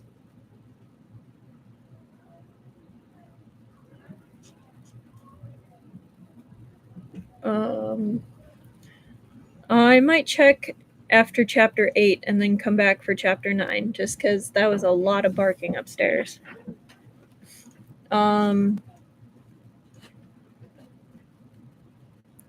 This immortal lord immediately said, Pardon me for my lack of manners being tardy to welcome you when you entered my bedchamber in the middle of the night. The menial work of a servant in the daytime is strenuous, filthy, and varied. It's indeed a great wrong done to General Shan. Truly sorry about that. But I wonder what is General Shan's intent in abducting my man from our bed in the middle of the night? With my hand behind me and a smile on my face, I strolled to the vase and drew out the long, unsheathed blade. I initially did not plan to take your life with this blade and sully it, Shan Shengling said. But never mind. I'll allow a beast like you to struggle before your death. The brightness in his eyes swept over me, holding so much contempt.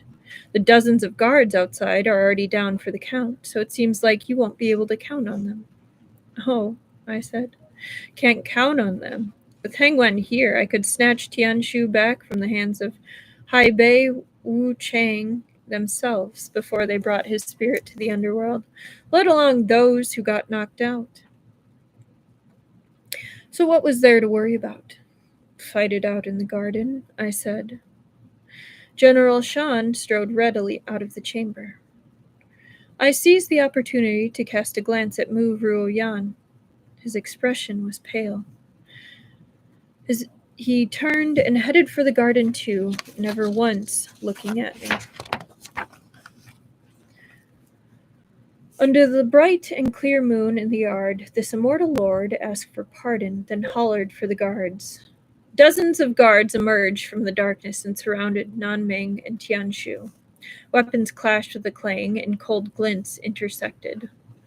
I stood on the periphery and watched the show. All I could do was wait until Nanming started losing steam before I went right up and stabbed him. All's well that ends well. Hengwen, who had left my chamber earlier to wake the guards, had returned to the yard where he stood and watched the battle from a safe distance. "What a low blow," he quipped to me.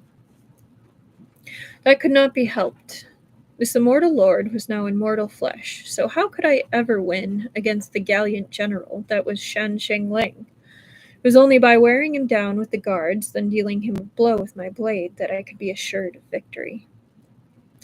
Having received this immortal lord's instructions not to hurt Mu Ruoyan, the guards could only unleash their blades and swords on Shan Shengling, which limited them. Unexpectedly, Shan Shengling alone was more than enough to ward off the various guards. Having already spotted a way out, he fended off the blows and simultaneously retreated towards the exit of the Han court. With Mu Ruoyan in tow, he darted through the moon gate into the back gardens. Behind the rookery stood a wall, and beyond the wall lay an empty alley. The guards patrolling the main courtyard rushed in as they noticed the commotion. More and more people came. As Shan Shengling dodged, retreated, and blocked the blows left and right, his strength began to fail him. By the time he made it to the wall, he had already suffered 4 or 5 flesh wounds. Seeing an opening, I gripped my long blade and dashed into the crowd. With his right hand, Shan Shengling leveled his blade in a move that blocked several spears in midair. With his left hand, he struck against the incoming force from the other side, leaving the front of his chest exposed. Seizing my chance, I aimed the tip of my blade and did him the honor of striking towards his right breast. 20 centimeters, 15 centimeters, 10 centimeters, 5 centimeters. At 5 centimeters, the figure before me blurred, and I felt a sudden chill in my chest. Astonished, I looked down at the long spear, the tip of which was buried in my left breast. A pair of hands held on to the other end of the spear, hands that were long and slender and seemed to lack strength. I had held those hands before, bony hands that jutted uncomfortably against me.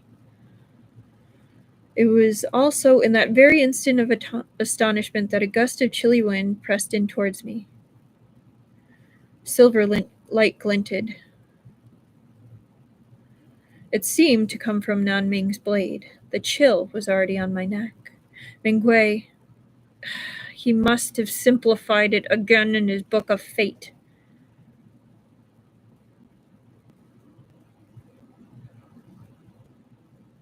A clang rang out and the chill stopped. Shan Shengling's blade stopped across my neck because a long sword glowing with azure light was held up against Mu Ruoyan's neck. A pale azure gown fluttered slightly in the wind. "Let him go, and I'll let you and Mu Ruoyan leave the prince's manor safely." "Oh, Hengwen. Does not do to be ostentatious. Showing yourself is one thing, but that sword of yours is a tad too bright." The guards gripped their weapons, undaring to make a rash decision.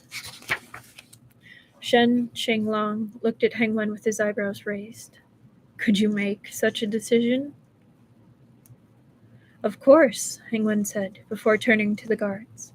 "Put down your weapons and retreat from the garden."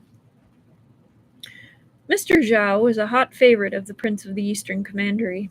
The quick-witted guards set down their weapons and withdrew to the moon gate. The blade retracted from the immortal lord's neck. Hengwen, too, withdrew his longsword from Mu Ruoyan's. "Young Master Yan," he said mildly, "the spear tip is already buried in his flesh. Shouldn't you let go now?" The hands gripping the hilt of the spear unclenched, and Hengwen supported my back with a hand. "Can you hang in there a little longer?" he asked under his breath. In that instant, his expression held nothing but blatant sympathy. I sucked in a breath of cold air and gasped. "It's just a tad too painful." Cough, cough. "Mingge, that goddamn Mingge!" Shan Shengling narrowed his eyes at Hengwen. "I didn't even notice when you got close earlier. Amazing skill you have there." "Clearly. He took advantage of the chaos and used his powers to manifest himself instantly. Beyond if you, a mere mortal, could detect him. Putting on airs, Hengwen casually replied, "You flatter me." Shan Qingling smiled. "I'm in awe of your poise. May I know your esteemed name?" So Hengwen responded, "It's my honor to be asked by General Shen. This humble one is Zhao Heng." Surprisingly enough, Shan Qingling cupped his hands. "Thank you, young Master Zhao, for your guidance today. I hope I will have the chance to spar with you again on another." Hengwen's hand remained on the back of this immortal lord, holding me upright, so he remained standing and gave a slight nod of his head. Shan Qingling narrowed his eyes again, trying to read Hengwen. Then with Tianshu at his side, he turned away. Tianshu looked back. I had not managed to get a good look at his face after he stabbed me. Looking at him now, his face had not become any more readable than before. Those pitch-black eyes looked back as he said, "I'm sorry." I took a deep breath to brace myself. "It's fine. I deserve it, right?" I really did deserve it. Ruoyan blinked for a fleeting moment, then he turned away. Shan Qingling took him and jumped onto the perimeter wall. Then they disappeared into the night. I slumped to the ground. I heard people around me begin to bustle, bursting into a fuss. It was Li Siming's father and two older brothers who had crawled out from under their quilts after getting wind of what had transpired. Wondered if they had brought the physician. Hengwen whispered under his breath, "Endure it for a moment. I'll lift you out when I get away from the public eye."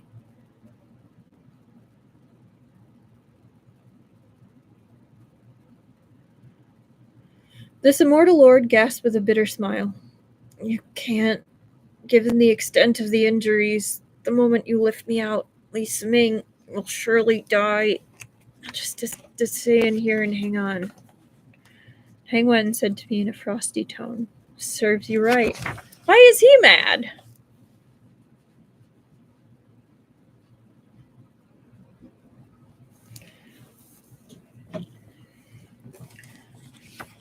Okay, this one's pretty short, so I think it'll be okay to read. Chapter 8. This was what Old Man Mingge had written in his book of fate. Night.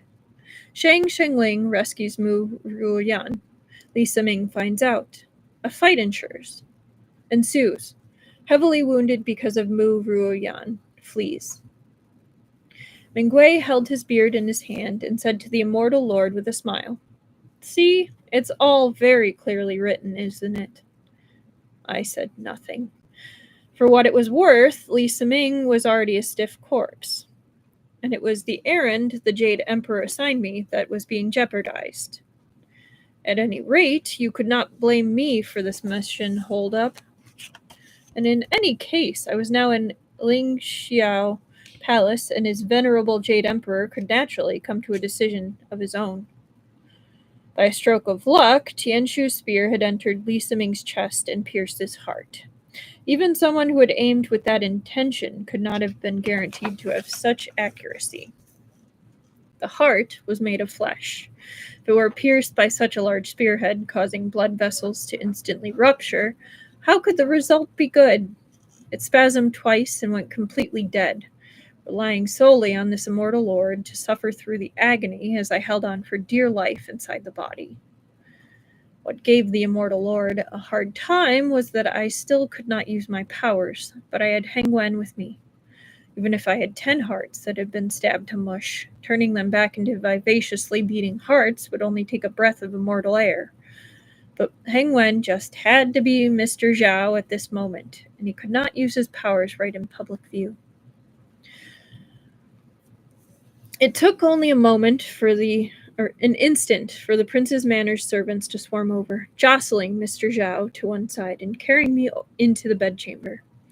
Several physicians took turns taking my pulse, which subsequently scared the living daylights out of them, rendering them speechless from panic, trembling from head to toe. Those poor things. How many people in this world could come across a living person who had no pulse but was still talking with wide open eyes? How's my son? The Prince of the Eastern Commandery asked. Can he still be saved? The physicians shook like leaves. Seeing how they were trembling so pitifully, this immortal lord spoke from the bed.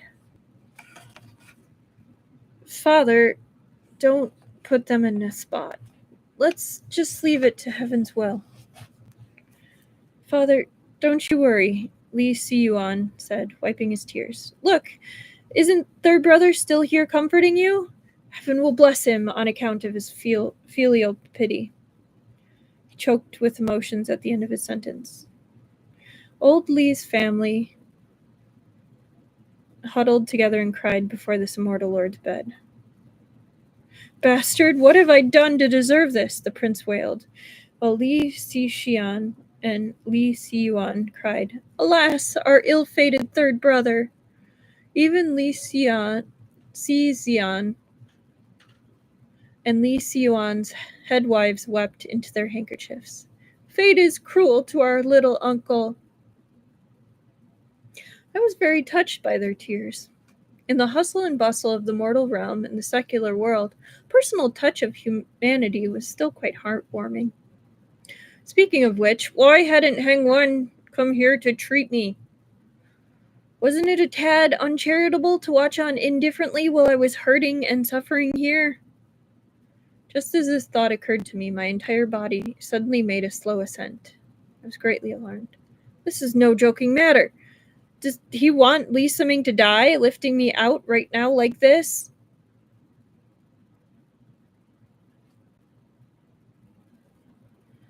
I was just about to struggle when a low, muffled voice overhead said, Song Yao Yuanju, this humble immortal is the deity of daytime patrol. The Jade Emperor has decreed that I am to lead Yuanju back to the heavenly court. That's a funny title, deity of daytime patrol. You're like the mall cop of deities?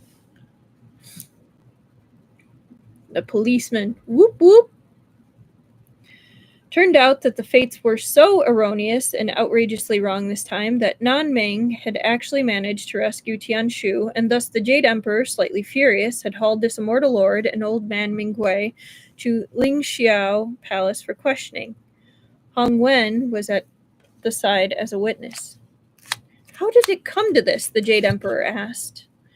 The immortal lord stood calm and composed in the hall. Reason was on my side. The Jade Emperor is wise. When Song Yao descended to the mortal realm this time, I did everything just as instructed, but everything turned out different from instructed. My sufferings are of little significance, so I shall not mention it. The Jade Emperor is wide and omniscient. Right or wrong, he will surely be able to come up with an impartial judgment. I looked askance at Mingge. Wiping his sweat, the old man immediately confessed to his mistake to the Jade Emperor with fear and trepidation. He also opened up the Book of Fate to show this immortal lord, smiling appeasingly as he apologized. Being the reasonable one I was, I did Mingge a favor. Jade Emperor, there is a saying in the mortal world that trifles are tough to avoid and fates are tough to determine. Mingge Xingjun is in charge of countless fates, a job that is tedious and complicated, so one or two oversights are only understandable. Nanming has merely abducted Tianshu. Both are but mere mortals, so there is no major setback to tearing them apart. We'll just have to see how to play it next. The Jade Emperor contemplated it for a moment and nodded. You're right. We'll just have to see how it plays. We'll see how to play it next. His lips spread into a smile. Song Yao. I'll wait to see how you'll play it next. I said with an apologetic smile. Jade Emperor, this humble immortal is not very reliable in carrying out my duties. It was mostly due to this humble immortal's incompetence that Nanming could abduct Tianshu. Could the Jade Emperor possibly... I glanced at Hengwen from the corner of my eyes, a hint to back me up. choose another talent? Before Hengwen could make his move, the Jade Emperor said from above me, "You've done a great job in the mortal world. Every time I chat with the Queen Mother, she praises you for being thorough. Once you return to the heavenly court in triumph after assisting your fellow immortal through the secular world, your rank and salary will surely be increased by another grade." I hurriedly deferred to his compliment. Before the words were fully out of my mouth, the heavenly inspector came to report to the Jade Emperor on some other matters and elbowed us out of Lingxiao Palace. This immortal lord grasped Mingge, stopping him in his tracks. Xingjun, from today onward, you must do a better job writing about me in the Book of Fate. Mingge Xingjun smiled so widely that the wrinkles on his face all gathered in one spot. Definitely, definitely. I owe it to Yuanju for putting in a good word for me today. It's just one day in heaven is 1 year on earth.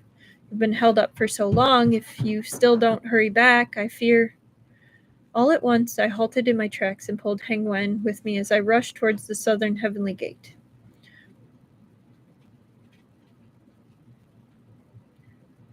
Despite being dragged along with me, Hengwen said without a trace of hurry, "What's the rush?" With a bitter smile, I said, "If we don't rush, Lisa Ming's grave is going to be overgrown with grass." In the end, this immortal lord and Hengwen rushed our way down with some haste, not so late that we would see a grave mound with verdant grass. The soil on Lisa Ming's grave was still damp, and his tombstone still brand new. We had just passed the 7th official day of mourning after his death. Hengwen circled slowly around the grave mound. "He's already been placed in the coffin and buried. What now?" "We have no choice but to wait until midnight to dig the grave open and see if Lisa Ming is already rotted," I answered, "and if he can still be used." "I mean, you already gave him one dude. Why not just have I get this is probably going to be a comedy aspect of what do you mean he's alive? But ew." In the middle of the night, when the moon was bright, this immortal lord and Hengwen called up the local earth deity to part the grave so we could pry open Lisa Ming's coffin. Lisa Ming lay in the coffin wearing top-quality silk and satin robes buried with loads of gold and silver antiques. Bodies tended not to last long in the warmer days of autumn, and although Lisa Ming had not rotted, a few insects were crawling in and out of his nostrils and ears. Ew! The moment there was a breeze, the stench of the corpse permeated the air. I covered Hengwen's face with my sleeve. "Filth! Such filth! Quickly, turn away."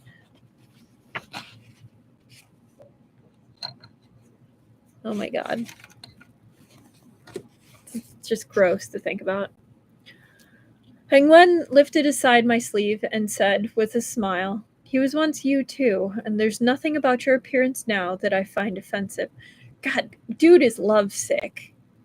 And our boy is so oblivious. After moving the coffin lid back in place, I thanked the local earth deity for going to the trouble and closed up the grave mound. Lisa Ming could no longer be used. We had to return to the heavenly court and think of another way. I touched the tombstone in front of the grave. A small stone platform was laid at the foot of the tombstone, where offerings were placed. Displayed on the platform was a set of wine pot and wine cups that had yet to be removed. The cup was still brimming with wine, so clear the bottom could be seen. It was as if it had been newly poured today. Lisa Ming was surely popular.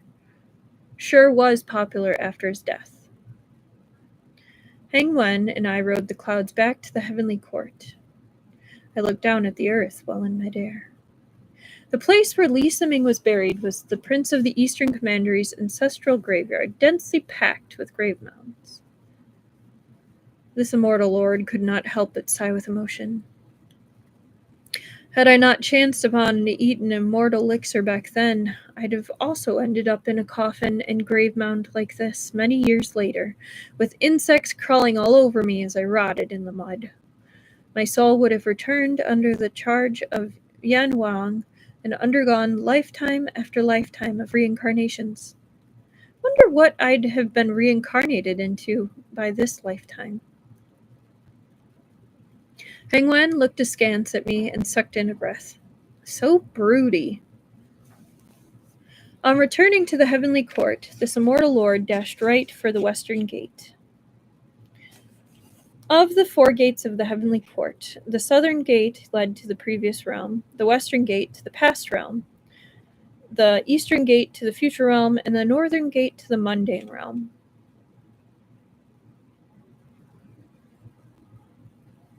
Okay, so they're trying to go to the past.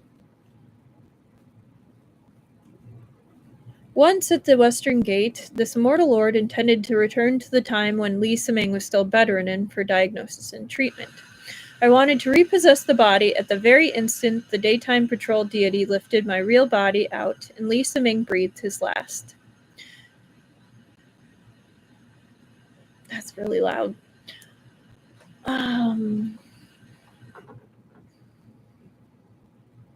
I'm sorry that it's been a lot of background noise today. I don't know if my mic is picking up on it, but if it is, I apologize. Okay. Hengwen would then restore this utterly ruined heart to its original state. All's well that ends well. Marshal Gong Shang, who was on duty before the western heavenly gate, stopped this immortal lord. Yuanjun has just returned from Ling Xiao Palace. Haven't you heard that Heavenly Inspector Chao has already reported to the Jade Emperor that the Western Gate has collapsed and is undergoing repairs? It cannot be used for the time being. So I had no choice but turn to the Northern Gate, which connected to the various realms. It could be considered a backup for when the other 3 heavenly gates were being repaired. A gaggle of divine generals surrounded the northern heavenly gate too, making a din as they traipsed around. To my surprise, Tai Bai Xingjun was among them. I went over to say my greetings and craned my neck to see that the northern heavenly gate was tightly shut. Song Yao Yuanju, are you going to pass through the northern heavenly gate too? Tai Bai Xingjun asked. Can't use it now. The key is gone. How? I exclaimed in shock. Jing Xian let loose a long sigh and explained that when Bai Hua Lingjun was passing through the northern gate yesterday, the divine general standing guard was in the midst of playing chess, so he had taken the key to unlock it. The divine general had locked the gate after he left, only to remember that the key was still in the hands of Bai Hua Lingjun, who was now on the other side. Bai Hua Lingjun's destination was the Western Paradise, where the Daipankara Buddha was holding a doctrine banquet. We would have to wait for the banquet to conclude before Bai Hua Lingjun could begin the journey back. First to the mortal world, where he would transfer to the southern gate that would return him to the heavenly court. Only then could this northern gate be opened. I asked approximately how long it would take, and Tai Bai Qingjun's words brought me to despair. 10 to 20 days, I suppose. 10 to 20 days. That meant 10 to 20 years. Nanming and Tianshu would practically be an old couple living in conjugal bliss. With a sigh, I said to Hengwen, Fate. This is fated to be. Let's report to the Jade Emperor. Then we can wash our hands of this matter and return to our residences to sleep. Hengwen yawned. Sure. I'm a bit tired too. Do we drink and sleep at your residence or mine? Oh my god, they are dating without dating.